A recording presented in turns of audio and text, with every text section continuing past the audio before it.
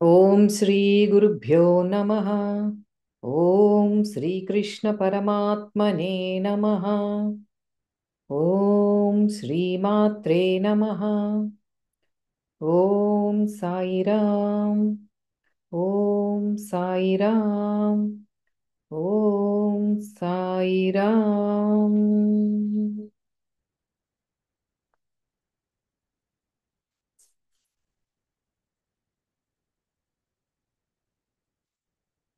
అందరికీ నమస్కారం. I welcome you all to fakir series. అందరికీ సంక్రాంతి శుభాకాంక్షలు. మీరెంతో చక్కగా మీ కుటుంబ సభ్యులతో, బంధువులతో, స్నేహితులతో సంక్రాంతిని జరుపుకున్నారు, సెలబ్రేట్ చేసుకున్నారు అని భావిస్తున్నాను.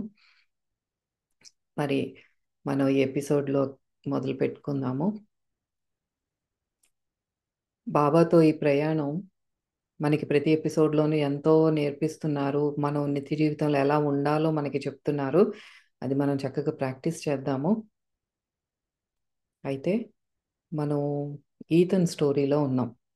రుద్ర అండ్ ఈతన్ ఇద్దరు కూడా మంచి స్నేహితులు అని ఈతన్ లాస్ట్ ఎపిసోడ్లో ఈతన్తో బాబా ఆస్ట్రల్ సర్జరీ చేయించారు. ఒక వృద్ధురాలిని కాపాడారు. ఆవిడకి గుండె ప్రమాదం, గుండె జబ్బుతో ఎంతో బాధపడుతూ ఉన్న ఆవిడ ఆపరేషన్లో థియేటర్లోకి వెళ్ళటం, యాస్ట్రల్గా ఆరిక్ సర్జరీ అనేది ఎట్లా జరుగుతుంది, బాబా ఎలా చేపించారు, ఇదంతా కూడా మనకి కళ్ళకి కట్టినట్లు చాలా విజువల్గా చూపించారు బాబా. అయితే ఆ తర్వాత ఏం జరిగింది? ఈతను లెగిశాడు, ఎంతో కన్ఫ్యూజన్లో ఉన్నాడు. ఇదంతా ఏంటి, కళ ఇలా వచ్చింది ఏంటి అని ఒక చాలా సందిగ్ధావస్థలో ఉన్నాడు. అలా ఫోన్ కాల్ రావటం, ఎవరో పబ్లిషర్ ఫోన్ చేయటం, అతని మీద కొంచెం చిరాకు పడటం, ఇంకా మ్యాగజైన్ రెడీగా లేదని. అంతవరకు అయింది లాస్ట్ ఎపిసోడ్లో. సో మరి ఈ ఎపిసోడ్లో బాబా ఏ చెప్పబోతున్నారో జాగ్రత్తగా విందాము. ఇదంతా కూడా మనం వినటమే కాకుండా ఫాలో అవ్వాల్సిన ఎంతో నిగూఢమైన కర్మ సిద్ధాంతానికి సంబంధించిన చాలా సూక్ష్మాలు ఉన్నాయి ఇందులో. జాగ్రత్తగా విందాము. ఈతన్ మరో నంబర్కు డయల్ చేశాడు. రెస్పాన్స్ కోసం వేచి చూస్తూ ఉన్నాడు. Hi Amit. Ethan, thank God నువ్వు కాల్ చేశావు. నువ్వెక్కడున్నావు? నన్ను క్షమించు అమిత్, అమ్మకు బాగుందనుకున్నాను. లేదు, తను నిన్న రాత్రి వరకు బాగానే ఉంది. ఈరోజు కూడా 10:30 వరకు బాగానే ఉంది. 10:30 తర్వాత కొద్ది నిమిషాలకు ఒక్కసారిగా ఆమెకు శ్వాస తీసుకోవడం కష్టమైంది. మరియు ఆమె మానిటర్ ఆమె పరిస్థితి క్షీణిస్తున్నట్లు చూపించింది. 11 గంటల సమయంలో పరిస్థితి చాలా క్లిష్టంగా మారిపోయింది. సరిగ్గా అప్పుడే ఈతన్ నిటారుగా నిలబడ్డాడు. అంటే అటెన్షన్లోకి వచ్చాడనమాట. ఆగు, నాకేం చెప్పొద్దు. నేను ముందు నాకొచ్చిన కళని చెప్తాను, సరేనా అన్నాడు ఈతన్. అప్పుడు తనకి ఏదో తట్టిందనమాట. ఆగు, నువ్వు చెప్పొద్దు, నేనే చెప్తాను, ఎక్స్ప్లెయిన్ చేస్తానని అమిత్కి ఫోన్లో చెప్తున్నాడు. తప్పకుండా ఈతన్. అప్పుడు ఈతన్ తన స్నేహితుడు మరియు పబ్లిషర్ ప్రచురణకర్తకు తనకు వచ్చిన విచిత్రమైన కళని వివరించాడు. ఇప్పుడు మీ అమ్మ ఎలా ఉందో చెప్పు, అంతా ఎక్స్ప్లెయిన్ చేశాడు. తనకు వచ్చిన కళ అంతా, యాస్ట్రల్ సర్జరీ, బాబా అక్కడ కనిపించటం, స్పిరిట్ గైడ్స్ అందరూ కనిపించటం, యాస్ట్రల్ సర్జరీ అదంతా వివరించిన తర్వాత ఓకే, నా పార్ట్ ఆఫ్ ద స్టోరీ అయిపోయింది, ఇప్పుడు ఏం జరిగిందో యాక్చువల్గా చెప్పు నాకు అని అమిత్ని అడిగాడు. మై గాడ్ ఈతన్, నేను నమ్మలేకపోతున్నాను. అసలు ఏం ఏం జరిగిందో చెప్పని అని ఇప్పుడు తన పార్ట్ ఆఫ్ ద స్టోరీ చెప్తున్నాడు అమిత్. ఆ టైం లైన్ కూడా చూసారా, అక్కడ 11 గంటలకు ఏం జరిగిందో చెప్తున్నాడు, ఇక్కడ 11 గంటలకి తిను సోఫా మీద పడుకోవటం, గా తను ట్రావెల్ చేసి ఆ సర్జరీ అదంతా జరగటం జరిగింది. అదే చెప్తున్నాడు. 11 గంటలకు అమ్మని ఆపరేషన్ థియేటర్లోకి తీసుకెళ్లారు. ఆమెను లోపలికి తీసుకెళ్లే ముందు నన్ను ఒక ఫామ్ పై సంతకం చేయమని అడిగారు.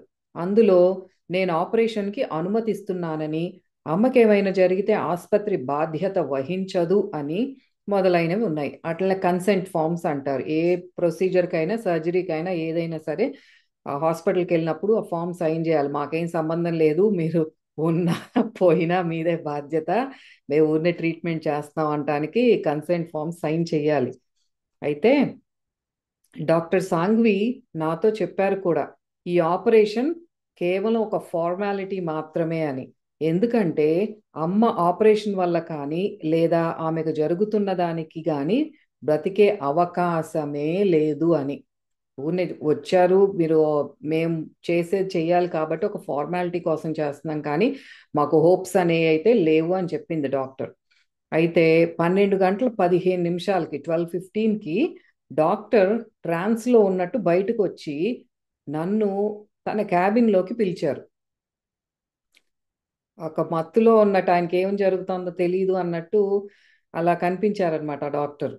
అతను 2 గ్లాసులు తీసి ప్రతి 2 గ్లాసుల్లోనూ వేళ్ల ఎత్తున స్కాచ్ పోసి ఒక గ్లాసు నాకు అందించే లోపే తన గ్లాసులో తాగేసి మళ్ళీ నింపుకోవడం మొదలుపెట్టాడు. అంత ఫాస్ట్గా అనమాట. ఆ తర్వాత నాతో అన్నారు, బెనగల్, నేను ఈరోజు మొదటిసారి ఒక అద్భుతాన్ని చూశాను. తర్వాత ఏం జరిగిందో చెప్పడం మొదలుపెట్టారు. మా అమ్మ గుండె చాలా సంవత్సరాలుగా దెబ్బతిని ఉంది. అది కేవలం 20% సామర్థ్యంతో పనిచేస్తోంది. కొన్ని రోజుల క్రితం నుండి అది 20% నుండి 17%కి పడిపోయింది. 20% నుంచి 17%కి పడిపోయింది అది. 10:30 సమయంలో ఆమె గుండె మరింత దెబ్బతింది మరియు దాని సామర్థ్యం మెల్లగా క్షీణిస్తోంది. ఇంకా 17% నుంచి కూడా తగ్గిపోతుంది. మనకి ఆరిక్ సర్జరీ చేసేటప్పుడు బాబా చెప్తారు 10% అది పనిచేస్తోంది అని. అట్లాగే చెప్తున్నారు ఇప్పుడు. 17% నుంచి కూడా ఇంకా పడిపోయింది. వారు ఆమెను ఆపరేషన్ థియేటర్లోకి తీసుకెళ్ళి మందులు ఇచ్చే లోపల లేదా ఆపరేషన్ చేసే లోపల అమ్మ ఉండదు అని భయపడ్డారు.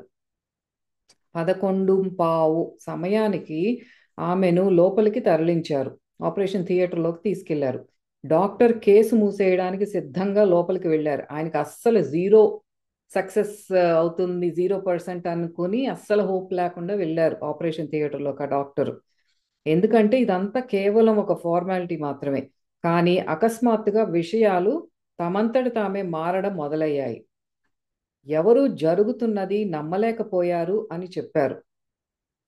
మొదట మరియు ముఖ్యంగా విపత్తు మరియు మరణాన్ని చూపిస్తున్న మానిటర్స్, అంటే అక్కడ ఆపరేషన్ థియేటర్స్లో అన్ని మానిటర్స్ పెట్టుంటాయి కదా, అవన్నీ హఠాత్తుగా మళ్ళీ సర్దుకొని మెల్లగా తమ గ్రాఫ్లను సాధారణ స్థితి వైపు మార్చడం మొదలు పెట్టాయి. 2 రోజుల క్రితం అమ్మ గుండె 17% పనిచేస్తుండగా ఇప్పుడు హఠాత్తుగా మానిటర్లు 47% పనితీరును చూపిస్తున్నాయి. 47%, 17 నుంచి 47% ఎఫిషియన్సీ చూపిస్తున్నాయి మానిటర్స్ మీద. హార్ట్ రేట్, బ్లడ్ ప్రెషర్ అన్నీ కూడా, రిథమ్ అంతా కూడా మారిపోయింది. ఒకే రాత్రిలో 30% మెరుగుదల, అది కూడా 80 ఏళ్ల మహిళలో, అంత వృద్ధురాలిలో అంత ఫాస్ట్గా అంత ఎక్కువ పర్సెంటేజ్ చేంజ్. ఎలాంటి చికిత్స లేదు, మందులు లేదా ఆపరేషన్ కానీ ఏదీ లేకుండానే. అది ఆపరేషన్ థియేటర్లోకి వెళ్ళారు అంతే, ఇంకా ఆపరేషన్ అదేం స్టార్ట్ చేయలా. వెళ్ళిన తర్వాత ఈ మానిటర్స్ అన్ని మారిపోయినాయి, ఏదో మ్యాజిక్ జరిగినట్టు. మొదట మరియు ముఖ్యంగా వారు మానిటర్లు సరిగా పనిచేయటం లేదని అనుకున్నారు. ఇవన్నీ ఏదన్నా ఆ, దీని పని చేయట్లేదేమో, ఆ మానిటర్స్ రిపేర్కి ఇవ్వాలేమో అన్నట్లు వాటిని సరి చేశారు ముందు. వాటిని రీసెట్ చేసి మళ్ళీ ప్రారంభించారు. అయినా మానిటర్లు 49% చూపిస్తూనే ఉన్నాయి మరియు అమ్మ బ్లడ్ ప్రెషర్, షుగర్ లెవెల్ అన్నీ కూడా సాధారణ స్థితికి మెల్లగా వస్తున్నాయి. నీ కళ, ఆ సమయం, అమ్మని ఆపరేషన్ థియేటర్లోకి తీసుకెళ్లడం మరియు అన్నీ బాగా జరగటం, ఆమె చనిపోవడానికి బదులు ఆమె తన ఆరోగ్యాన్ని మరియు గుండెను తిరిగి పొందటం, ఇవన్నీ ఒక అద్భుతాన్ని మాత్రమే సూచిస్తున్నాయి. నీకు గుర్తుందా, ఆమె మనందరం గత జన్మలో అనుసంధానించబడి ఉన్నాము అని ఎప్పుడూ చెప్పేది. మనందరం ఏదో జన్మలో బంధం రా అని చెప్పేవారంట. మనం కూడా చాలా కామన్గా వింటాం. ఎవరికన్నా అనుకోకుండా దగ్గరైపోయి చాలా ఆత్మీయంగా ఉన్నప్పుడు ఎన్ని జన్మల బంధమో ఇది అని అనుకుంటాం. అట్లాగే ఈతన్ వాళ్ళ మదర్ కూడా ఈ- ఇతన్ని ఈతన్ వాళ్ళ మదర్ కాదు, అమిత్ వాళ్ళ మదర్, బెనగల్ వాళ్ళ మదర్ని. ఆవిడ కూడా అనుకునేవారంట ఈతన్ని చూసి ఎన్ని జన్మల బంధమో ఇది అని. గుర్తుంచుకో, త్వరగా ఆసుపత్రికి రా, గట్టిగా కౌగిలించుకొని ధన్యవాదాలు చెప్పాలనిపిస్తోంది. ఇదంతా ఫోన్లో జరిగే కాన్వర్సేషన్ కదా, ఇంకా అయిపోయింది, రా తొందరగా నేను హగ్ చేసుకోవాలి అంటున్నాడు అమిత్. ఈతన్ రిసీవర్ పెట్టేశాడు, సోఫా వైపు నడిచాడు. ఇంకా గందరగోళంలో ఉన్నాడు ఈతన్. దానిపై కూర్చొని తర్వాత పడుకున్నాడు, కళ్ళు మూసుకున్నాడు. ఇదంతా జరగడం లేదు, నేను ఇంకా కల్లోనే ఉన్నాను. మరియు మేల్కోగానే ఈ ఆరిక్ నాన్సెన్స్, ఈ పిచ్చి అంతా కూడా ఆగిపోతుంది. నేను మళ్ళీ నా పాత స్థితిలోకి వెళ్తాను.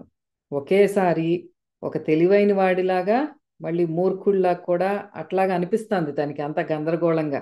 ఈ స్టోరీ విన్న తర్వాత ఇంకా కన్ఫ్యూజన్గా ఉంది, ఏంటిదంతా అని. Sen and stupid at the same time. అంతా చాలా తెలివిగా అనిపిస్తుంది, మళ్ళీ అదంతా స్టూపిడ్ లాగా, ఇదేంటి కలలో జరిగింది బయట జరగటం ఏంటి, ఇదంతా అట్లా అనిపిస్తుంది. రుద్ర తన స్నేహితుడు కళ్ళు మూసుకోవడాన్ని చూశాడు. ఇదంతా కూడా రుద్ర ఆ ఆస్ట్రల్ ప్లేన్లో ఉండి ఆత్మగా చూస్తున్నాడు కదా, అంతా చూస్తున్నాడు అనమాట. కళ్ళు మూసుకున్నాడు. ఒక ఆలోచన వేగం కంటే తక్కువ సమయంలో రుద్ర తన క్యాబిన్లో బాబా ముందు ఉన్నాడు. బాబా ప్రశాంతంగా సముద్రాన్ని చూస్తున్నారు. బాబాకి అసలు ఏం తెలియదు కదా, హ్యాపీగా సముద్రాన్ని చూస్తున్నారు. అంటే ఇప్పుడు ఆ ఫ్లాష్ బ్యాక్ అయిపోయింది, ప్రెజెంట్లోకి వచ్చారు, ఆ క్యాబిన్లోకి వచ్చేసారు, బాబా దగ్గర కూర్చున్నారు అనమాట. సో అబ్బాయి, నువ్వేం నేర్చుకున్నావు?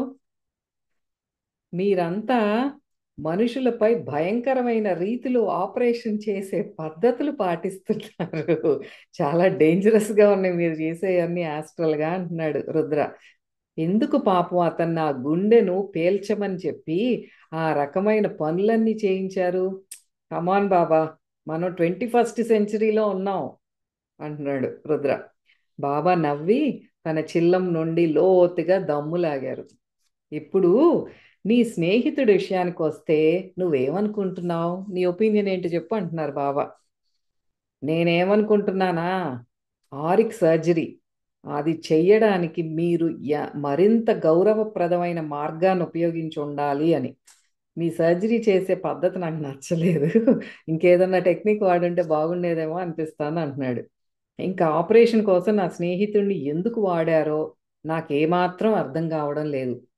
ఎందుకు ఈతన్నే అక్కడికి తీసుకెళ్ళి తన ద్వారానే ఎందుకు చేపించారు అనేది నాకు తెలియట్లేదు, చెప్పండి అంటున్నాడు. గుర్తుంచుకో, ఇది 4.5 సంవత్సరాల క్రితం జరిగింది. ఆ వృద్ధ మహిళను ఎందుకు రక్షించారు, మరియు నీ స్నేహితుడు ఎందుకు వృద్ధ మహిళను రక్షించవలసి వచ్చింది అని అడుగుతున్నావా? సరే, నేను వివరిస్తాను. లేదా నువ్వు చూడాలనుకుంటున్నావా? చెప్తే సరిపోతుందా, నీకు మళ్ళీ విజువల్ ఒక సినిమా ప్లే చేయనా అంటున్నారు. అంటే మీరు నాకు వివరించండి చాలు, నాకు ఈ విజువల్స్ వద్దు, వెనక్కి ముందుకి ఈ టైం మెషిన్లో వద్దు అంటున్నాడు రుద్ర. నేను వివరిస్తాను మరియు నువ్వు చూస్తావు అన్నారు బాబా. నీకు సినిమా తప్పదు, చూపిస్తాను అంటున్నారు. ముందు మరో జన్మలో ఈతన్ మరియు బెనగల్ ఇరుగు పొరుగువారు. ఇప్పుడు వీళ్ళిద్దరికీ ఉన్న పాస్ట్ లైఫ్ సంబంధం ఏంటి, ఎందుకు ఈతన్ మాత్రమే ఆ సర్జరీ చేయాల్సి వచ్చింది, ఈతన్ ద్వారానే ఎందుకు ఆ పని జరిగింది అనేది బాబా ఎక్స్ప్లెయిన్ చేస్తున్నారు. ఇప్పుడు గత జన్మలోకి తీసుకువెళ్తున్నారు అనమాట. ఆ ముందు జన్మలో ఈతన్ బెనగల్, ఈ అమిత్ బెనగల్ అని ఉన్నాడు కదా, వీళ్ళిద్దరూ కూడా నైబర్స్, ఇరుగు పొరుగు వాళ్ళు. వారు మరీ ధనవంతులు కాకపోయినా ఇద్దరు కూడా దేర్ గనులు, నోబుల్ పీపుల్ అన్నమాట. చాలా సింపుల్గా ఉండేవారు. బెనగల్ తల్లి అప్పట్లో ఒక వృద్ధుడు. ఇప్పుడు ఎవరైతే ఆపరేషన్ థియేటర్లో ఆ వృద్ధురాలు ఉన్నారో, ఈ అమిత్ వాళ్ళ మదర్, ఆ పూర్వ జన్మలో ఒక వృద్ధుడు, ఒక ఓల్డ్ మ్యాన్ అన్నమాట. అతను బెనగల్ని చిన్నప్పటి నుండి పెంచాడు. అది బయలాజికల్ ఫాదర్ కాదు, కన్న తండ్రి కాదు, పెంచాడు అనమాట వృద్ధుడు. ఆ జన్మలో బెనగల్ చాలా చిన్న వయసులో తన తల్లిదండ్రులు కోల్పోయాడు. అందుకే ఆ వృద్ధుడు ఈ జన్మలో అతని తల్లిగా ఉన్న ఆవిడ ఆ పిల్లవాడిపై జాలిపడి పెంచారు. ఆ వృద్ధుడు పేరెంట్స్ కోల్పోయిన ఆర్ఫన్గా ఉన్నాడు అనమాట, తనకి అనాథ. అట్లాగా ఓల్డ్ మ్యాన్ పెంచాడు. ఈతన్ బెనగల్ కంటే చాలా చిన్నవాడు కాబట్టి చిన్న తమ్ముళ్ళ చూసుకునేవాడు. ఈతన్ ఒక విచిత్రమైన కళాకారుడి వద్ద పనిచేసేవాడు మరియు గురువు నేర్పే జ్ఞానానికి బదులుగా ఈతన్ ఇంటిని మరియు గురువుగారి ఇంటి అవసరాలని చూసుకునేవాడు. ఇదేమో బెనగల్. ఈ అమిత్ బెనగల్ పూర్వజన్మలో అతన్ని ఆ ఓల్డ్ మ్యాన్ వృద్ధుడు ఇప్పుడు ఎవరైతే ఆ తల్లో ఆవిడ పెంచింది, ఒక వృద్ధుడిగా పెంచింది. ఇప్పుడు ఈ పక్క ఇంట్లోనేమో ఈతన్ అమిత్ కంటే కూడా చాలా చిన్నాడు, తను ఒక తమ్ముళ్లాగా చూసుకునేవాడు. అలాగే ఆ ఈతనేమో ఒక విచిత్రమైన చిత్రకారుడు, అంటే ఒక ఆర్టిస్ట్ అన్నమాట తను. వాళ్ళ ఆయన దగ్గర ఏదో ఆ ఆ చిత్రలేఖనమో ఏదో నేర్చుకునేవాడు ఈతను. అట్లా నేర్చుకున్నప్పుడు మళ్ళీ ఇన్ రిటర్న్ ఫీజు ఏంటంటే ఆ ఇంట్లో పనులన్నీ తనే చేసేవాడు. అట్లా ఆ ఆ గురువు అని చెప్తున్నారు కదా, ఆయన దగ్గర నేర్చుకొని ఇన్ రిటర్న్ ఇంట్లో పనులన్నీ చేసి పెట్టేవాడు అనమాట. అది వీళ్ళ మధ్యలో రిలేషన్ చెప్తున్నారు. అయితే ఈతన్ పుట్టుకతో హిందువు మరియు కళాకారుడు, అతని గురువు ఎవరైతే ఉన్నాడో తనేమో క్రైస్తవుడు. ఒకరోజు ఈతన్ తీవ్రంగా అనారోగ్యానికి గురయ్యాడు. అతని గురువు అంటే ఆ కళాకారుడు ప్రయాణంలో ఉన్నాడు. కాబట్టి బెనగల్ మరియు వృద్ధుడు, ఇప్పుడు ఎవరైతే వృద్ధ తల్లిగా ఉన్నవారో ఆవిడ అన్నమాట, ఆ వృద్ధుడు ఈతన్ని చూసుకున్నారు. అతను చాలా అనారోగ్యంతో ఉన్నాడు. ఇంకా వృద్ధుడు మరియు బెనగల్ శుశ్రూష చేసి కొత్త జీవితాన్ని ఇవ్వకపోతే బహుశా అతను చనిపోయి ఉండేవాడేమో, అంత బాగా సిక్కైపోయాడు. ఒకసారి ఇలా ఉండగా ఆ చిత్రకారుడు ఎవరైతే పెంచుకుంటున్నాడో ఈతన్ ఎవరి దగ్గర అయితే ఉంటున్నాడో ఆ గురువు అనబడే ఆయన ట్రావెల్లో ఉన్నాడు, ఎక్కడికో వెళ్ళవలసి వచ్చింది, ప్రయాణంలో ఉన్నాడు అనమాట. ఉన్నప్పుడు ఈ ఈతన్ ఈ చిన్న బాబుకి చాలా సిక్ అయిపోయాడు, చనిపోయే పరిస్థితి వచ్చినప్పుడు ఆ పక్కింటి నైబర్స్ కదా వీళ్ళు, ఒక ఆ వృద్ధుడును ఈ బెనగల్ వీళ్ళిద్దరూ చాలా సేవ చేశారు దానికి. వాళ్ళు చెయ్యబట్టే ఈతన్ బ్రతికాడు. ఈతన్ కోలుకున్నప్పుడు పని చేయలేనంత బలహీనంగా ఉన్నాడు. కళాకారుడు తిరిగి వచ్చి ఈతన్ని అంత బలహీనంగా చూసి యువకుడికి అనుకూలమైన వాతావరణానికి తీసుకెళ్ళాడు. ఎందుకంటే కళాకారుడు ఇప్పుడు ఈతన్ని తన కొడుకులా చూసుకునేవాడు. అప్పుడు వరకునేమో ఇంటి పనులు చూసుకుంటా ఒక తన కింద ఉండేవాళ్ళలాగానే చూసుకునేవాడు. ఎప్పుడైతే ఈ సంఘటన జరిగిందో అంత సిక్ అయిపోయి బలహీనంగా చాలా వీక్ అయిపోయాడో, అయ్యో ఈ బాబుని నేను చూసుకోవాలి, నా కన్న కొడుకులాగా చూసుకోవాలి, ఇక్కడున్న వాతావరణం ఏదో తనకి పడట్లేదు అని ఆ ఈతనికి ఆ సరి అయిన వాతావరణ వేరే ప్లేస్కి మూవ్ అయిపోయారు వాళ్ళు. అయితే ఈతన్ వెళ్ళిపోయాడు మరియు వారు ఎప్పుడూ తిరిగి రాలేదు. అప్పటి వరకు వీళ్ళిద్దరు నైబర్స్ లాగా ఇరుగు పొరుగు వాళ్ళుగా ఉండేవారు కదా, సడన్ గా ఈతన్ వెళ్ళిపోయాడు అక్కడి నుంచి. మళ్ళీ ఇంకెప్పుడు తిరిగి రాలేదు. బెనగల్ తన స్నేహితుణ్ణి మిస్ అయ్యాడు. కానీ ఆ వృద్ధుడు చిరాకు పడ్డాడు మరియు కోపంతో ఉన్నాడు. ఈతను కృతజ్ఞత చూపలేదని అతను అనుకున్నాడు. అతను కోల్పోతు అతను కోలుకున్న తర్వాత తిరిగి వచ్చి ఉండొచ్చు మరియు తర్వాత జీవితంలో వృద్ధుడికి అవసరం వచ్చినప్పుడు అతనికి సేవ చేసి ఉండవచ్చు. బెనగల్ వృద్ధుణ్ణి శాంతింపజేయడానికి ప్రయత్నించాడు, కానీ వృద్ధుడు తన చివరి శ్వాస వరకు కూడా ఈతన్ని క్షమించలేదు. వృద్ధుడు కృతజ్ఞతను కోరుకున్నట్లుగా ఉంది. వృద్ధుడు చనిపోవడానికి ముందు బెనగెల్ వృద్ధుడికి వాగ్దానం చేశాడు, ఏదో ఒక జన్మలో అతను మరియు ఈతన్ తమ రుణాన్ని తీర్చుకుంటారు అని.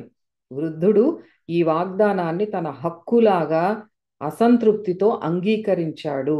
అతను మంచివాడు, కానీ భావోద్వేగాలకు సంబంధించినంత వరకు వ్యాపారవేత్తలా మారిపోయాడు.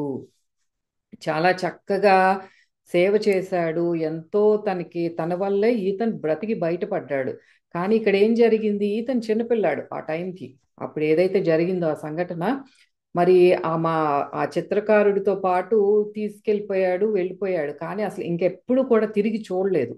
అది ఆ వృద్ధుడికి చాలా కోపం తెప్పించింది అనమాట. ఎంత సేవ చేశాను నేను, ఎంత బాగా తన్ని చూసుకుని, నా వల్లే కదా బ్రతికి బయటపడ్డాడు, కనీసం ఒక థ్యాంక్స్ లేదు, వెనక్కి తిరిగి చూడలేదు, కనీసం వెళ్తున్నానని కూడా చెప్పలేదు నాకు అని ఎప్పుడు అదే రిపీట్ చేసుకుంటూ ఉండేవాడు. చేసుకుంటూ చేసుకుంటూ ఉండి చివరికి చనిపోయే టైం వరకు కూడా అదే ఆ దా- దాన్నే మననం చేసుకుంటూ ఉండేవాడు. అదే మైండ్లోకి వస్తూ ఉండేది అనమాట. అట్లా చనిపోతున్నప్పుడు ఆ టైంలో అమిత్ ఆ బెన్నెగల్ చెప్పాడనమాట, ఏ ఏ జన్మలో అయినా సరే మీ రుణాన్ని తీర్చుకుంటామో మేమిద్దరం అని చెప్పాడు. ఎందుకంటే ఈ బాబు కూడా, అమిత్ కూడా పెంచుకున్న కొడుకే, తనేం కన్న కొడుకు కాదు. సో తను రుణం తీర్చుకోవాలి, అలాగే అమిత్ కూడా తీర్చుకుంటాం, మేమిద్దరం తీర్చుకుంటాము అంటే అప్పుడు కూడా అసంతృప్తిగానే తను చనిపోతాడు. అది ఆ చివరి వరకు ఆ కృతజ్ఞత నాకు చూపించలేదు అని అట్లా గట్టిగా పట్టుకుని ఆ కోరికతో చనిపోయాడు తను. అది అక్కడ జరిగింది. ఇప్పుడు ఆ వృద్ధుడు ఎవరైతే చనిపోయాడో ఇప్పుడు ఈ జన్మలో అమిత్కి తల్లిలాగా పుట్టాడు వారు పుట్టింది. అదొక బిజినెస్ డీల్ అన్నమాట. నేను చేశాను కాబట్టి సేవ నాకు రిటర్న్ కావాలి. అది కృతజ్ఞత భావం అయి ఉండొచ్చు, ఏదైనా అయి ఉండొచ్చు. ఆ రిటర్న్ని ఎక్స్పెక్ట్ చేశాడు కాబట్టి మళ్ళీ ఆ, ఇట్లా ఆ కోరికతో మళ్ళీ ఇంకొక జన్మ తీసుకున్నాడు. ఇప్పుడు ఆ వృద్ధుడు బెనగల్ తల్లిగా వచ్చాడు. ఈతన్ బెనగల్కి విశ్వసనీయ మిత్రుడు మరియు అత్యంత శ్రేయోభిలాషిగా వచ్చాడు. మళ్ళీ ఈ జన్మలో కూడా ఇద్దరు మంచి ఫ్రెండ్స్ లాగా వచ్చారు. సరే, గత జన్మ కోరికలు ఇంకా నెరవేర్చబడవలసి ఉన్నాయి. వృద్ధుడు ఇప్పుడు బెనగల్ తల్లి చనిపోబోతున్నారు. కర్మరీత్యా గత జన్మలో చేసిన వాగ్దానం ఇంకా నెరవేర్చబడవలసి ఉంది. మరియు అందుకే ఈతన్ తన పాత్ర పోషించవలసి వచ్చింది. అలాగే బెనగల్ కూడా మరి అంతే కదా, తనని కూడా పెంచారు, అంత పోషించారు, పెద్ద చేశారు కాబట్టి తనకి ఆ రుణానుబంధం ఉంది. ఈతన్ స్వయంగా తల్లిని రక్షించవలసి వచ్చింది మరియు సూక్ష్మలోకంలో ఆ పని చేశాడు. బెనగల్ తన తీవ్రమైన ప్రార్థనలతో తన బాధ్యత తీర్చుకున్నాడు. అతను ప్రార్థించాడు మరియు ఈతన్ అవసరమైన దాన్ని చేశాడు. ఇద్దరు చేశారు. ఆ బాబేమో, అమిత్ ఏమో ఇప్పుడు ఈ జన్మలో ఎక్కువ ప్రార్థనలు చేసి దగ్గరుండి చూసుకున్నాడు తల్లిని. మరి ఇక్కడ ఈతన్కి కూడా రుణానుబంధం ఉంది కాబట్టి యాక్చువల్గా అసలు తన మీదే ఎక్కువ ఉంది, అంటే కృతజ్ఞత చూపించలేదని గట్టిగా పట్టుకుని ఉంది కాబట్టి ఈ ఈతనికే ఎక్కువ రెస్పాన్సిబిలిటీ, ఆ కర్మ సంబంధం ఎక్కువ ఇతనికి వచ్చింది. సో తను యాక్చువల్గా సర్జరీ తనతో చేయించారనమాట. అయితే చూద్దాం, ఇక్కడ మనకి నేర్చుకోవాల్సింది చాలా ఉంది. వృద్ధుడు వృద్ధుడి కోరిక, కోపం మరియు గత జన్మ యొక్క నిరీక్షణ, అతని దయను, చేసిన సహాయాన్ని తిరిగి చెల్లించాలి అనే కోరిక కొన్ని సంవత్సరాల జీవిత పొడిగింపుగా మారింది. I repeat this. వృద్ధుడి ఎప్పుడైతే ఆ పాత జన్మలో ఆ కోరికతో చనిపోయాడో, ఆ కోరిక ఈ ఈతన్ మీద ఉన్న కోపం మరియు గత జన్మ యొక్క నిరీక్షణ, నిరీక్షించాడు ఎప్పుడు వస్తాడా ఈతన్ నాకు వచ్చి థ్యాంక్స్ చెప్తాడా అని వెయిట్ చేస్తూ ఉన్నాడు. ఆ నిరీక్షణ, అతని దయను, చేసిన సహాయాన్ని తిరిగి చెల్లించాలి అనే కోరిక కొన్ని సంవత్సరాలు అదే అనుకున్నాడు కదా, నాకు వచ్చి మళ్ళీ నాకు సేవ చేసి ఉండొచ్చు కదా అని అనుకున్నాడు కదా, అది కూడా ఒక కోరిక ఉంది. కొన్ని సంవత్సరాల జీవిత పొడిగింపుగా మారింది. అదే ఈ 4.5 years ఆఫ్ పీరియడ్ ఏదైతే ఉందో, ఇప్పుడు బాబా ఆ సర్జరీ జరిగి 4.5 సంవత్సరాలు అయిందన్నారు. ఇప్పుడు ఈ వర్తమానంతో ఇప్పుడు చూసుకుంటే అదనమాట ఆ గ్యాప్. 4.5 years ఏదైతే ఆవిడ ఆ, ఆ, తెచ్చుకుందో అది దీనికి సంబంధించింది. కోరిక, నిరీక్షణ, దీనికి సంబంధించి ఆవిడ ఎక్కువ ఎక్స్టెండ్ చేసుకుంది. కర్మపరంగా అన్ని బాకీలు తీర్చబడ్డాయి. ఈతన్ బాకీ తీరిపోయింది, అమిత్ బాకీ కూడా తీరిపోయింది. ఇప్పుడు నేను నీవు బెనగల్ ఇంటికి వెళ్ళి ఏం జరుగుతోందో చూడమంటున్నాను.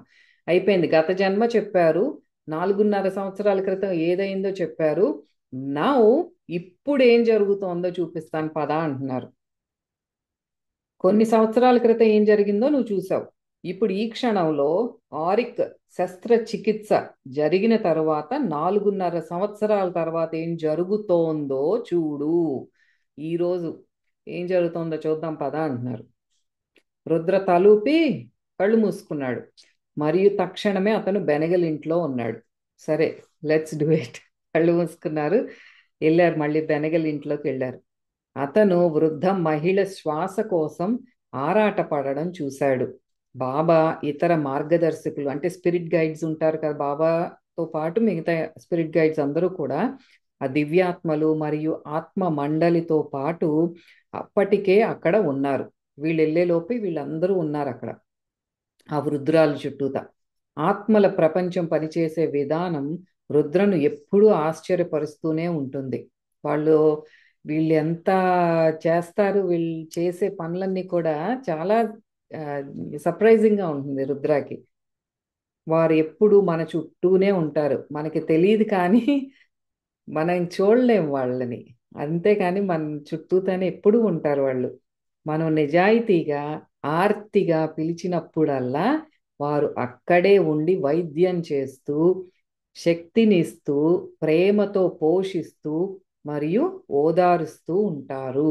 మనకు అదేం కనిపించింది కానీ అందుకే ఒకసారి చాలా డల్గా అనిపిస్తుంది. మళ్ళీ కొంచెం ఒక 10 మినిట్స్ కళ్ళు మూసుకుని ధ్యానం చేయటం కానీ ఏదన్నా స్తోత్రం చదువుకోవటం కానీ మంత్రజపం కానీ చేసిన తర్వాత కొద్దిగా మనసు స్థిమితపడినట్టు కొంచెం శక్తి పుంజుకున్నట్టు అనిపిస్తుంది.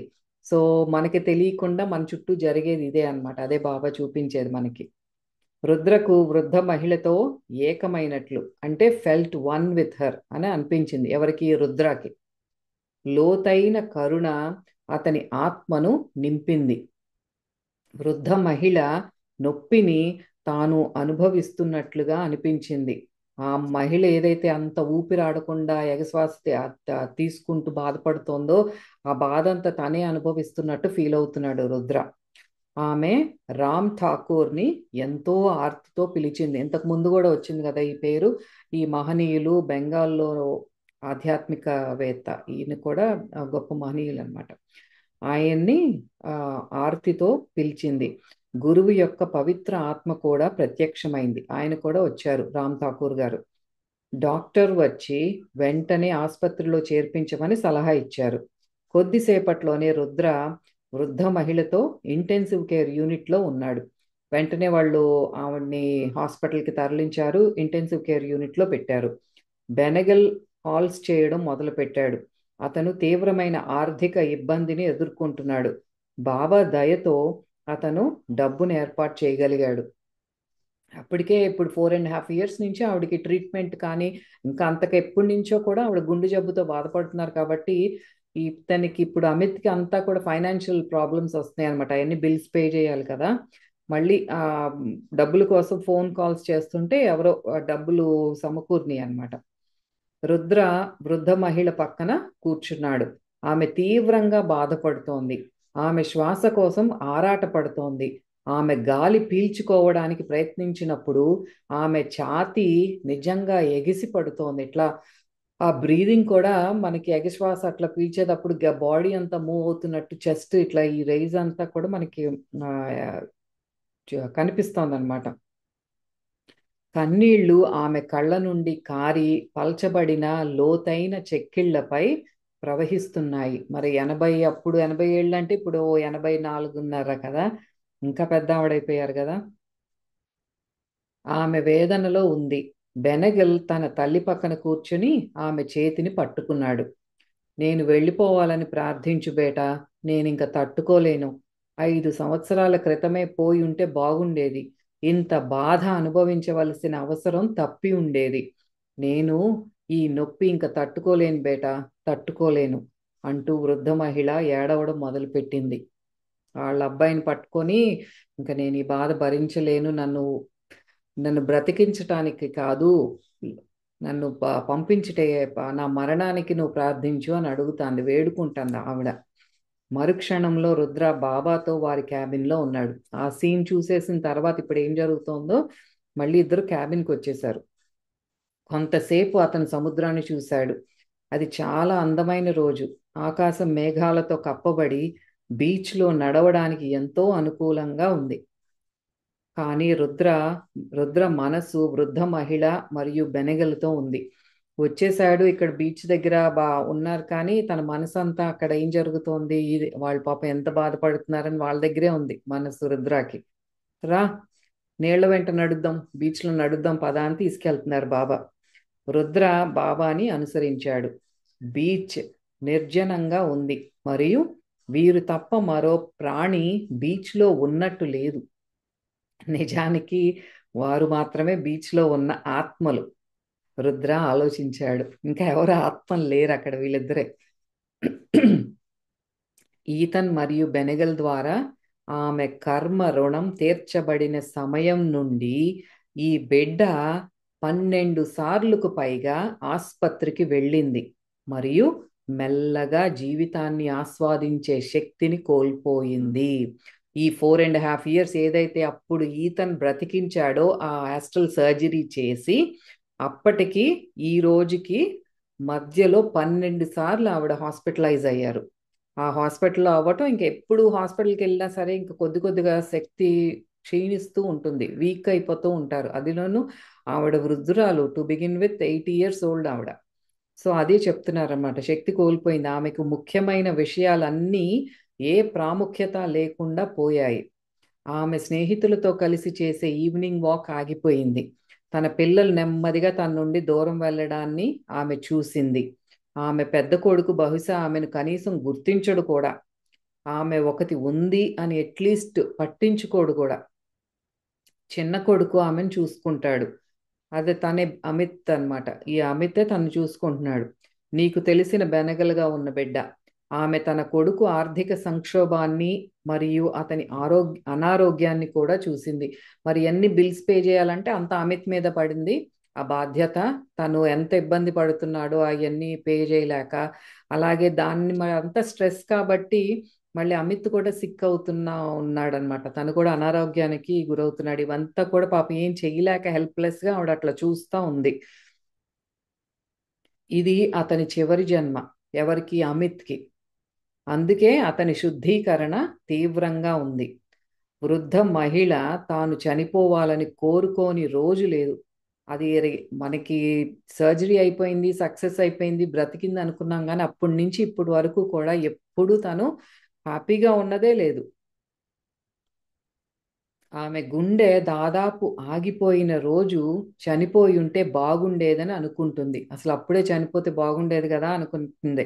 కానీ ఏదో అద్భుతం ద్వారా పునర్జీవనం పొందడమే కాకుండా యవ్వనాన్ని కూడా తిరిగి పొందింది. ఆ అద్భుతం ఎందుకు జరిగిందో ఆశ్చర్యపోతుంది మరియు అది జరగకుండా ఉంటే బాగుండేది అని అనుకుంటుంది. నిస్సందేహంగా ఆమె బాధపడుతోంది. ఎందుకంటే ఆమె ఆ చిన్న పిల్లవాడికి ఆమె చేసిన గొప్ప పనులకు తిరిగి కృతజ్ఞతను చెల్లించాలని కోరుకున్నందున ఆమె బాధపడుతోంది. ఆ యువకుడే ఇప్పుడు మనకు ఈతన్గా తెలిసిన వ్యక్తి. కానీ గత జన్మలో క్రైస్తవ కళాకారుడి కోసం పనిచేసిన అబ్బాయి. ఇప్పుడు మీకు అందరికీ అర్థమైంది అనుకుంటున్నాను ఎందుకు ఇంత సఫర్ అవుతుంది. మనం అనుకున్న అబ్బా లాస్ట్ ఎపిసోడ్లో ఎంత సర్జరీ చేసి రికవర్ చేశారు ఏం చేశారు అక్కడ బాబా దగ్గరుండి అంటే ఆ రుణానుబంధం తీర్చారు. కర్మ సంబంధం ఏదైతే ఉందో ఈతనికిను అమిత్ ఇంకా గోత్రు అవుతున్నాడు. బట్ ఈతనికి ఆ బాండ్ ఏదైతే ఉందో అది అయిపోయింది. ఈతను చేయాల్సిన పని చేసేసాడు.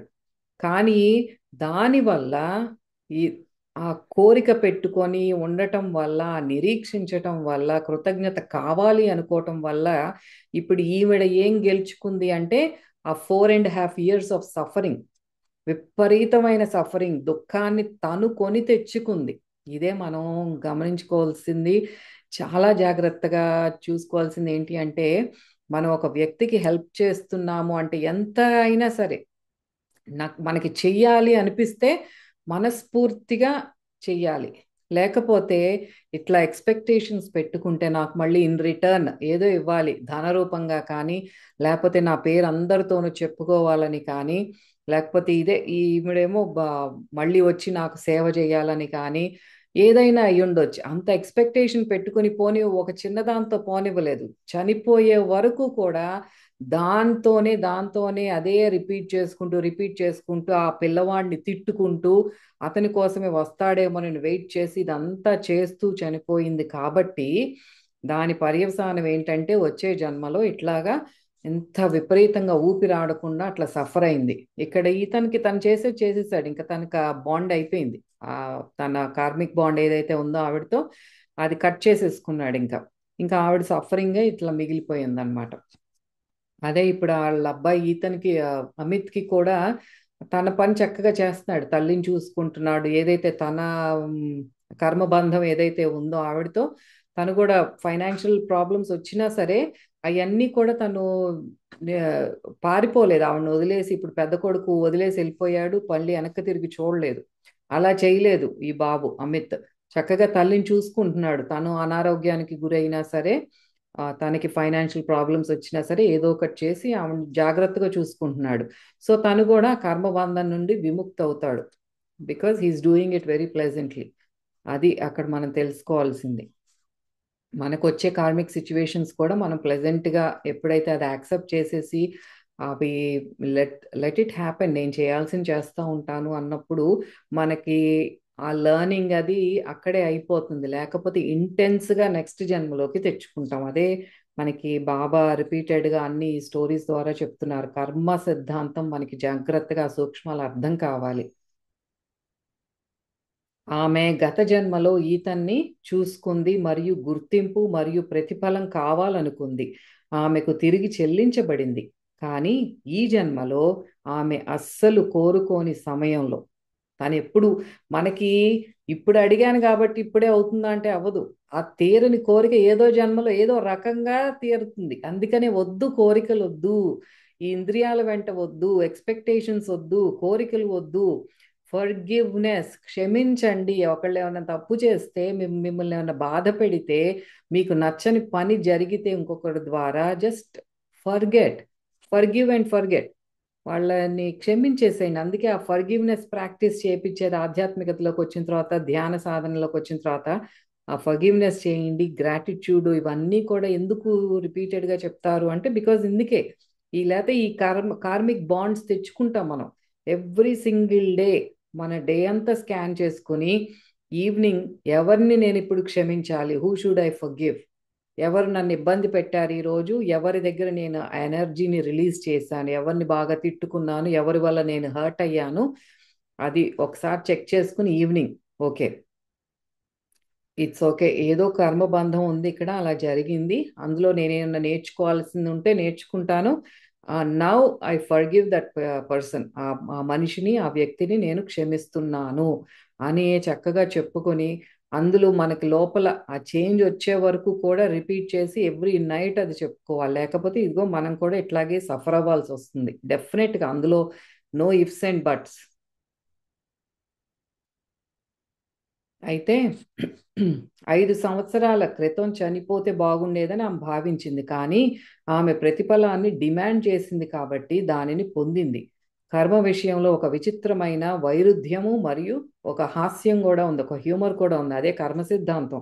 జీవితానికి జీవితం, మరణం, మీరు పిలిచే పరలోక ప్రయాణం ఎక్కువగా కోరబడుతుంది. మనకి కర్మ సిద్ధాంతం అంతే. ఫనీ థింగ్ ఏంటంటే ఆ కోరికతో చనిపోతాం, జీవితానికి మళ్ళీ ఇంకొక జీవితాన్ని కోరుకుంటాం. ఒక కోరికతో ఇంకొక కంప్లీట్ జీవితాన్ని కోరుకుంటున్నాం, ఒక 100 years ఆఫ్ సఫరింగ్ని కోరుకుంటున్నాం మనం. అదే మనకి మూర్ఖత్వం. తెలియకుండా చేసేది ఏంటి అంటే ఈ కోరికలన్నీ పెట్టుకుని చనిపోతాము, ఒక్కొక్క కోరికకి మళ్ళీ ఇంకొక 100 years ఆఫ్ సఫరింగ్ని మనం కోరి తెచ్చుకుంటాము. మళ్ళీ ఆ 100 years జీవితంలో ఇంకా ఎన్నో కర్మలు పోగు చేసుకుంటూ ఉంటాం. అదే చెప్తున్నారు ఇక్కడ, మీరు పిలిచే పరలోక ప్రయాణం ఎక్కువగా కోరబడుతూ ఉంటుంది. అందుకే నాయనా, మేమెప్పుడు ప్రజలకి ఏది మరీ తీవ్రంగా కోరుకోవద్దు అని, ఆరాట పడవద్దని సలహా ఇస్తాము. దాన్ని అనుభవించడానికి తిరిగి రావాల్సి వస్తుంది మరియు తరచుగా ఆ కోరిక వల్ల బాధపడవలసి వస్తుంది. ఆ జన్మలో ఆమె తిరిగి సేవ పొందాలి అనే ఆరాటం, ఆ డిమాండ్ మరియు కృతజ్ఞత చూపించాలనే కోరికను వదిలేసుంటే ఆమె ముందుకు సాగిపోయి ఉండేది మరియు ఈ గత కొన్ని సంవత్సరాల యాతనను తప్పించుకుని ఉండేది. మీరు అన్ని గురువుకు వదిలేసినప్పుడు మీరు అన్ని పరిస్థితులతో కర్మబంధాలను తెంచుకోగలరు. మనమేమో పెంచుకుంటున్నాము, బాబా మనకి తెంచుకునే ఉపాయం చెబుతున్నారు. అంతా నాకు వదిలేసేయండి, గురువుకు వదిలేసేయండి, నా పాదాల దగ్గర పడేసేయండి, నేను చూసుకుంటాను, సంపూర్ణ శరణాగతి. మీరు ఏదైతే అనుభవిస్తున్నారో this is happening for your own good, accept that. Accept చేసి నన్ను నమ్ముకోండి, మీరు ముందుకు వెళ్ళిపోతారు. ఇప్పుడు ఈవిడ చేసింది తప్పు, అదే మనకి చెప్తున్నారు, మీరు చెయ్యొద్దు అని చెప్తున్నారు. ఆ సేవ కావాలని కోరుకుంది. అదే కనుక ఆ బాబు అది చిన్నపిల్లాడు, తెలియదులే వాడికి ఏం తెలుస్తుంది పసాడు. ఆ ఆ ఆర్టిస్ట్ ఎట్లా, ఆ పెద్ద ఆయన ఆర్టిస్ట్ దగ్గర పని చేస్తున్నాడు, ఎక్కడికి తీసుకెళ్తే అక్కడికే వెళ్తాడు. చిన్నపిల్లాడు కాబట్టి అంత ఎమోషనల్ గా ఫీల్ అవ్వలేదు. ఓహో నాకు ఎంత సేవ చేశాడు, మళ్ళీ ఆ కృతజ్ఞత చూపించుకోవాలనే భావన చిన్నపిల్లాడు కాబట్టి తనకి తట్టలేదు. అది మరి ఇతనేమో వృద్ధుడు అని చెప్తున్నాడంటే తనకి ఆ వృద్ధాప్యంలో మరి ఆ మెచ్యూరిటీ రావాలి, మెంటల్ మెచ్యూరిటీ రావాలి, క్షమాగుణం రావాలి. అలా క్షమించకుండా అదే పట్టుకుని చనిపోతే మరి ఇంత సఫర్ అయ్యాడు దాన్ని పట్టుకొని. అదే అప్పుడే క్షమించేసి ఉంటే ఇట్స్ ఓకేలే, చిన్నపిల్లాడు హెల్తీగా ఉన్నాడు, I'm glad I took care of him, నా సంతోషంగా ఉంది, బ్రతికించుకున్నాను మళ్ళీ వాడిని అనుకుంటే ఏముండేది కాదు, ఇంకా మూవ్ ఆన్ అయిపోయేవాడు. అలా జరగలేదు కాబట్టే ఇదంతా జరిగింది. ఏ పరిస్థితిలోనైనా నా పాదాలు పట్టుకోండి, కర్మబంధాల నుండి విముక్తులవుతారని చెప్తున్నారు. కానీ మీరు భౌతిక లేదా భావోద్వేగ విషయాలను కోరుకున్నప్పుడు, బాధపడినప్పుడు, డిమాండ్ చేసినప్పుడు మరియు ప్రార్థించినప్పుడు అప్పుడు కర్మ ప్రతిఫలం తప్పనిసరి అవుతుంది. ఇదే మనకి రిపీట్ చేసి చెప్పేది. అది ఒక కోరిక కాదు, భావోద్వేగం, ఎమోషనల్ అయిపోవటం, ఆ ఫీలింగ్ జనరేట్ చేసుకోవటం. అదే ఆ జనరేట్ చేసే ఫీలింగ్ ఏదైతే ఉందో అదే మనకి కర్మబంధాలు. ఒక సింపుల్గా ఒక థాట్ రిలీజ్ చేసినంత మాత్రాన అది జన్మరేఖకి కారకం అవ్వదు. మనం ఎప్పుడైతే అట్లా ఇంటెన్స్గా లోపల లోపల ఫీల్ అయిపోతా ఎమోషనల్ అయిపోతామో అది అది కార్మిక్ బాండ్ లాగా మారిపోతుంది. అది కార్మిక్ ఎనర్జీ అన్నమాట. దాన్ని డెఫినెట్గా ఇంకొక లైఫ్ తీసుకోవాల్సిందే దానికోసం. అలా అట్లాగే కోరికలతో ప్రార్థించినప్పుడు ఇవన్నీ కూడా చెప్తున్నారు బాబా. నేను నీతో చెప్పినట్లుగా నువ్వు ఎవరికైనా డబ్బు అప్పుగా ఇచ్చి తిరిగి చెల్లించకపోయినా కూడా నువ్వు ఎలాంటి కోపము లేదా బాకీ కోసం ఎదురుచూపు లేకుండా ఉంటే అప్పుడు నువ్వు ఆ కర్మ ఇచ్చిపుచ్చుకోవడం నుండి విముక్తుడవవుతావు. ఇది డబ్బు విషయంలో కూడా అంతే. మనల్ని కొంతమంది మోసం చేసేవాళ్ళు ఉంటారు. అంటే మనం చేసేది మనం చేస్తాం కానీ మా ఆ డబ్బు మళ్ళీ వచ్చేటట్టు దాని మీద మళ్ళీ ఎప్పుడైతే మనకి ఎమోషనల్గా వెళ్ళిపోతుంది, వాళ్ళని తిట్టుకుంటూ వాళ్ళని శాపనార్థాలు పెడుతూ ఉంటామో మళ్ళీ ఆ కార్మిక్ బాండ్ వస్తుంది. ఆ వ్యక్తి ఇవ్వచ్చు, ఇవ్వలేకపోవచ్చు. బట్ మనం ఎప్పుడైతే ఆ ఫర్గివ్ చేసి వదిలేస్తామో అక్కడికే అయిపోతుంది. ఇది చాలా కష్టం రియల్ లైఫ్లో, మనకి అది ఫాలో అవటం కష్టం. కానీ మరి దానిలో ఉన్న సూక్ష్మం చెప్తున్నారు. ఆ బాకీ కూడా ఎందుకు అతను అట్లా తీసుకెళ్ళిపోయాడంటే పూర్వజన్మలో ఎక్కడో మనం వాళ్ళ దగ్గర తీసుకుని ఉంటాం. అందుకే ఈ జన్మలో మనకు ఆ సఫరింగ్ వచ్చింది. అది తెలుసుకొని మనకి ఓకే ఇచ్చేటట్టు ఉంటే తీసుకుందాము, లేకపోతే వదిలేసేయండి మీరు. ఆ ఎదురు చూడటం ఇవన్నీ చెయ్యొద్దు, ఎమోషనల్ అవ్వద్దు, అదే చెప్పేది. ఆ బాండ్ నుంచి ఇంకా విముక్తి పొందుతారు మీరు. నువ్వు వసూలు చేయడానికి రావాల్సిన అవసరం లేదు, మరియు తరచుగా అలాంటి పరిస్థితుల్లో వసూలు చేయడం నీకు మరియు నీ శ్రేయస్సుకు వ్యతిరేకంగా పనిచేయవచ్చు. ఇది డబ్బు విషయం అయి ఉండొచ్చు, ఏదైనా అంతే. ఆ ఎక్స్పెక్టేషన్స్ వద్దు అని చెప్తున్నారు. కానీ చివరి వరకు కోరుకుంటూ ఉంటే లేదా అప్పును లేదా బాధను లేదా కోపాన్ని లేదా దుఃఖాన్ని లేదా ప్రతీకారాన్ని లేదా కోరికలను వదులుకోకపోతే అప్పుడు మీరు వసూలు చేయడానికి తిరిగి వస్తారు, మరియు తరచుగా అది మిమ్మల్ని మరిన్ని కర్మలను మీ బ్యాలెన్స్ షీట్కి జోడించే పరిస్థితులు గుండా వెళ్ళేలా చేస్తుంది. ఎన్ని లిస్ట్ చెప్పారో చూసారా. ఆ కోరికలు, కోపము, దుఃఖము ఇవన్నీ కూడా మన కర్మ, మన జన్మకి కారకాలన్నమాట. గత 4.5 సంవత్సరాలలో ఈ వృద్ధ మహిళ చాలా కొత్త కర్మను సృష్టించుకుంది. ఇప్పుడు ఈ టైం పీరియడ్ వచ్చిందే ఈ 4.5 అవర్స్, సారీ 4.5 ఇయర్స్ ఆ పూర్వజన్మలో చేసిన ఆ చనిపోయేటప్పుడు ఉన్న కోరికకి తెచ్చుకుంది. ఇప్పుడు ఈ జన్మలో ఈ 4.5 ఇయర్స్లో మళ్ళీ ఇంకా ఎంతో కర్మను పోగు చేసుకుంది. అయ్యే మనం చేసే పనులు. కొత్త కర్మను సృష్టించుకుంది. దానిని శూన్యం చేసుకోవడానికి మరో ఇంకొక జన్మ, ఇంకొక లైఫ్ టైం కూడా సరిపోదు. మళ్ళీ వాటికి ఎన్నో జన్మలు పడతాయి అవి నివృత్తి చేసుకోవటానికి. ఆమె జీవితంలో కేవలం గత 4.5 సంవత్సరాలు. మరో జన్మ నుండి సేవ మరియు ప్రతిఫలం పొందాలనే ఆమె కోరిక, ఆ డిమాండ్ వల్ల పొడిగించబడింది. కేవలం తను తెచ్చుకుందనమాట అది. అంటే ఎవరైనా అనారోగ్యంతో ఉన్నప్పుడు మీరు ఆ వ్యక్తి కోసం మీ ఉత్తమమైన ప్రయత్నం చేయకూడదు అని అర్థం కాదు అక్కడ. అవును, మీరు వ్యాధిని నయం చేయడానికి మరియు మీ ప్రియమైన వారికి సహాయం చేయడానికి సాధ్యమైనదంతా చేస్తారు. కానీ ఫలితాన్ని దైవానికి మరియు గురువుకి వదిలివేస్తారు. కర్మణ్యేవాధికారస్తే. అంతా భగవద్గీతలోదే మనకి ఇక్కడ సులువుగా సరళంగా బాబా చెప్పేది. మీరు చేసేది చెయ్యండి. ఇక్కడ మేము హాస్పిటల్కి తీసుకెళ్ళొద్దు, ఏ ట్రీట్మెంట్ ఇప్పించొద్దు, బాబా కాళ్ళ మీద పడేయండి బాబా ఏం చెప్పట్లేదు. మళ్ళీ అదొక మూర్ఖత్వంలోకి వెళ్ళకూడదు మనం ఇవన్నీ చదువుతుంటే. వెళ్ళాలి చేసి ఇక్కడ ఆ ఎమోషనల్ బాండేజ్ వద్దు అని చెప్తున్నారు. చక్కగా pay attention to the action. మీరు ఏ కర్మ అయితే చేయాలో, ఏ యాక్షన్ అయితే చెయ్యాలో, go to the hospital, get the treatment.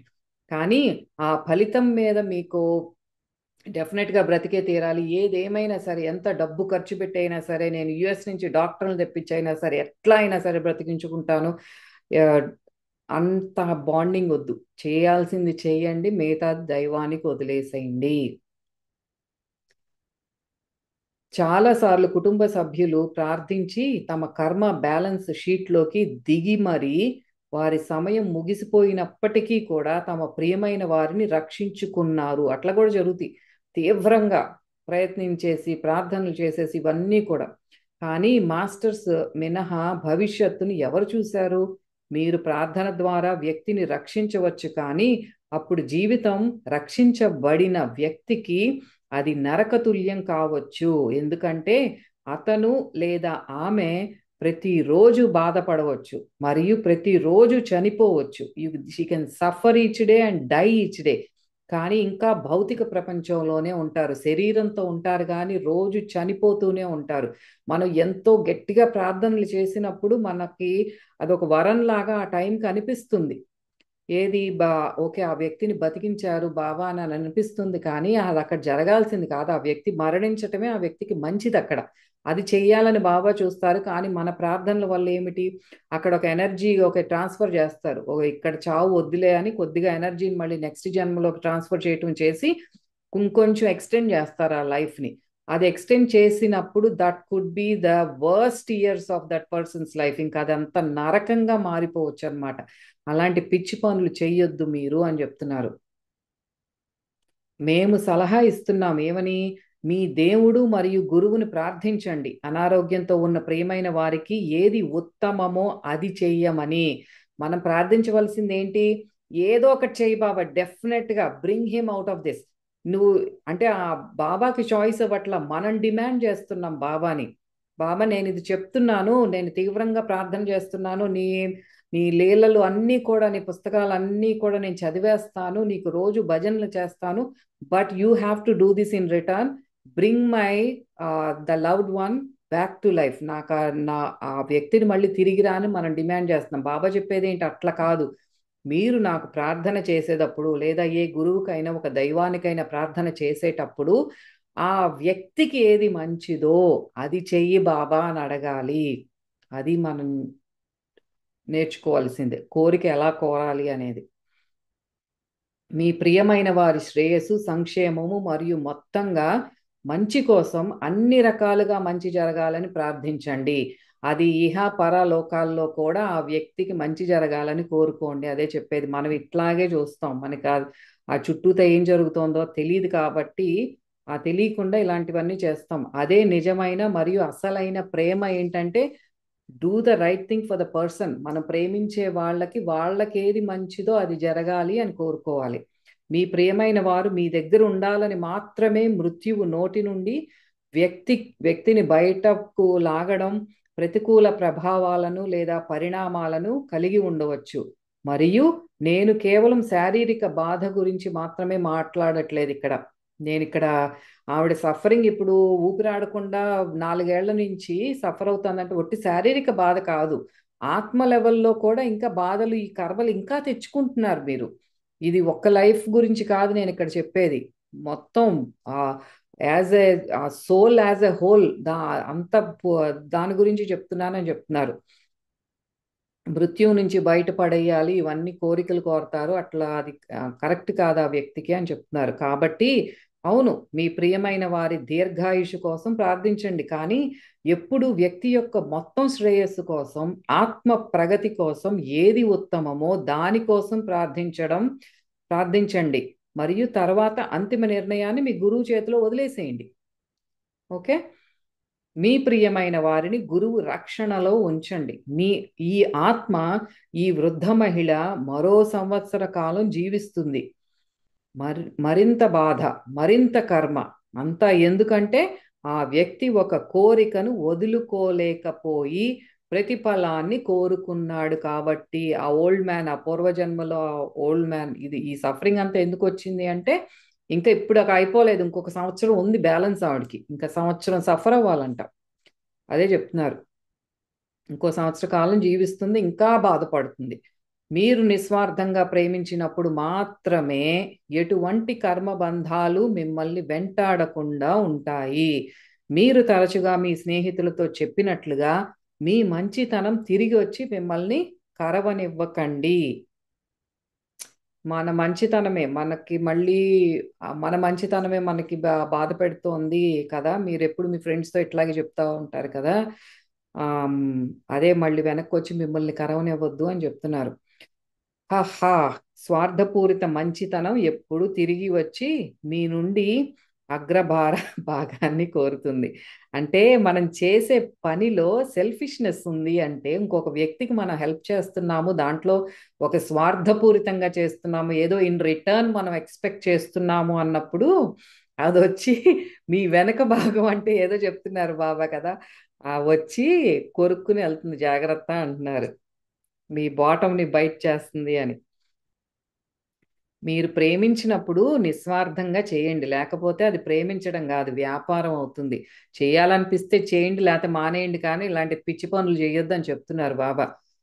ఈ ఎక్స్పెక్టేషన్స్ పెట్టుకొని ఏదో దాన ధర్మాలు చేసేసి, నా పేరు పెద్ద హోర్డింగ్ అక్కడంతా పేరు పెట్టుకోవాలి, గుడిలో దా దానం చేసేసి అక్కడంతా నా పేరు పెద్ద అక్షరాలతో పెట్టుకోవాలి, పేపర్లో రావాలి నా పేరు, లేకపోతే నలుగురు అందరూ నా గురించి చెప్పుకోవాలి. ఇలాంటివన్నీ కూడా కర్మబంధాల్లో మనల్ని ఇరుక్కునేలా చేస్తాయి. మనకు ఒక చేతితో చేసింది ఇంకో చేతికి కూడా తెలియనంత గుట్టుగా మనం చెయ్యాలి అనిపించేటట్టు చెయ్యాలి. I want to serve that, ఆ సర్వీస్ నాకు ఇష్టంగా చేస్తున్నాను అని చేస్తే అది ఉత్తమమైనది.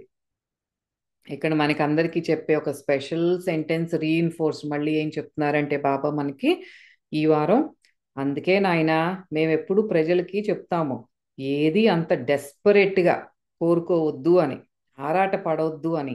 దాన్ని అనుభవించడానికి తిరిగి రావాల్సి వస్తుంది, మరియు తరచుగా ఆ కోరిక వల్ల బాధపడవ పాడ బాధపడవలసి వస్తుంది. బాగా పిచ్చి కోరిక కావాలి కావాలి కావాలి కావాలి అనుకుంటా ఉండకూడదు, అంత ఎమోషనల్ బాండింగ్ వద్దు.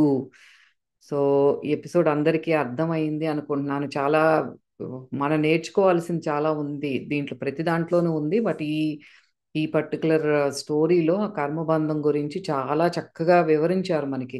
ఆ ఫస్ట్ సర్జరీ నుంచి కూడా ఈ మనకి ఆ వెనక లైఫ్ టైంలో ఏం జరిగింది, దానికి అనుగుణంగా ఈ లైఫ్ టైంలో ఏం జరుగుతోంది అనేది బాబా ఆ, చాలా చక్కగా వివరించారు మనకి. ఇంతకంటే సులువుగా సరళంగా ఇంకెక్కడ దొరకదేమో అనిపిస్తుంది, అద్భుతంగా ఉంది.